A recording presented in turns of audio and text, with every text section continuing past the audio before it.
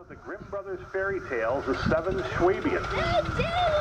And with a gentle swing of the propeller, that Mercedes comes to life instantly.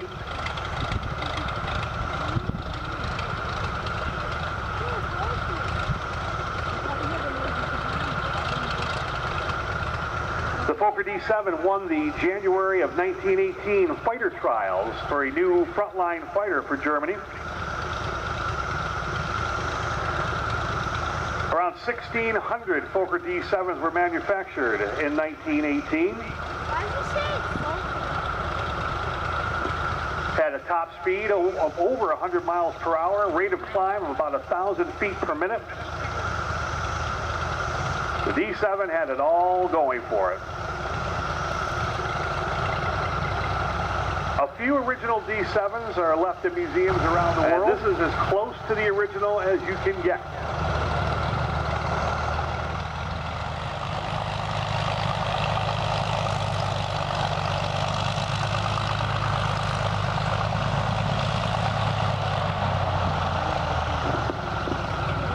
Checking for oil pressure, both mags firing properly, chocks are pulled, engine warmed up, he'll taxi up to the north end of the field.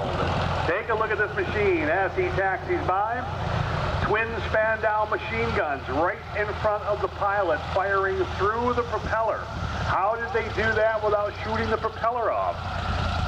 Well, it was with a development called the interrupter gear, or the synchronization gear, where the machine guns were actually timed off of a cam device with the engine. So whenever that propeller blade came in front of the barrels of the gun, it automatically interrupted the firing of the machine gun. It was a very simple design, and it worked very well. 18 Fokker D VII. Listen to the music of the Mercedes engine.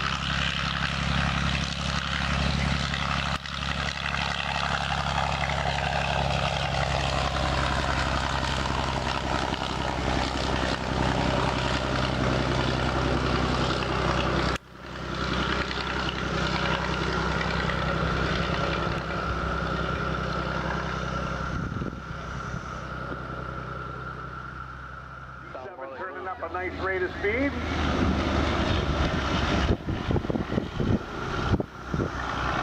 The D VII capable of 1,000 feet per minute rate of climb into the wind. One of its tactics was to hang on that propeller. It was so powerful that you could dive down under your enemy airplane, pull up like he is right there at about a 45-degree angle, and fire up at your enemy. Take it straight up, kick that rudder, and bring her straight back down.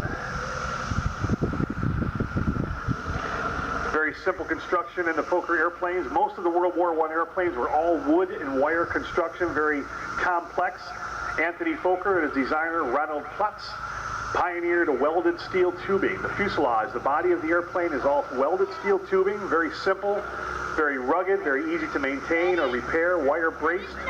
Both the upper wing and lower wing are single piece, fully cantilevered, which means they're all braced internally. There's no diagonal bracing wires on the Fokker D VII.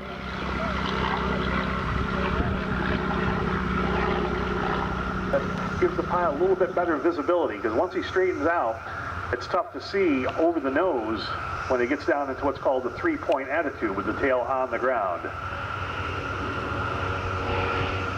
And a nice photo flyby of the Spad.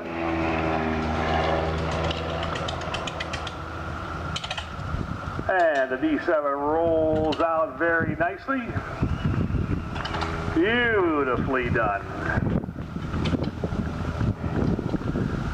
Old propeller just barely ticking over.